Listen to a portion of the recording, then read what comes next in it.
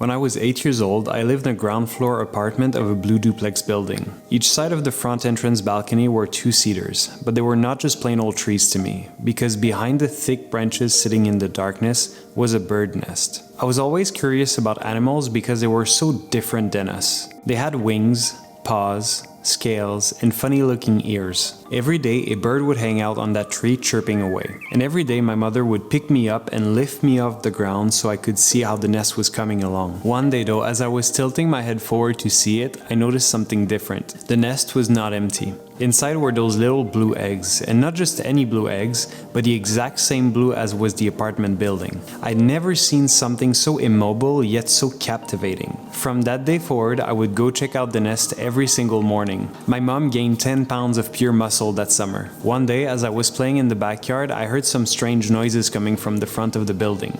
I stopped whatever I was doing and I ran up front. As I was running, I realized that the sound was coming from my mom, and she was making those weird noises that I had never heard before. And as I got closer, I saw that there was a cat that was running across the street. When I looked at my mom, she was standing close to those trees and she was looking very intimidating. In another tree nearby, I could hear the bird chirping away, but it was not our typical song. It was more loud and violent, and more importantly, it was filled with despair and it was panicked.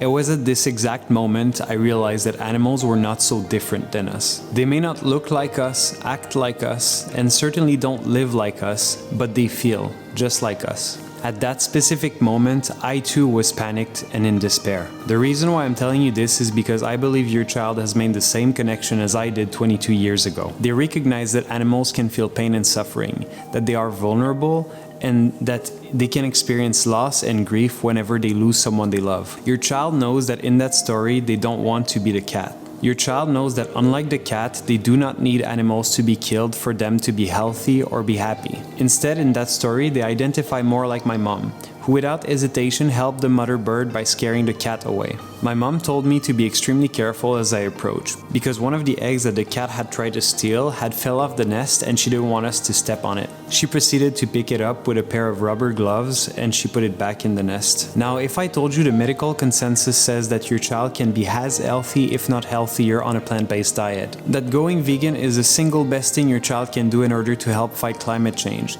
and that by doing so, they will save thousands of animals during their lifetime, would you offer them support? I empathize that you may have concerns. I want to help alleviate that to the best of my ability. In this video, I address the most common concerns that parents have when it comes to their child going vegan. And if I can help you by covering any specific topic in future videos, please let me know in the comment section below. With that being said, have a beautiful day. Bye bye.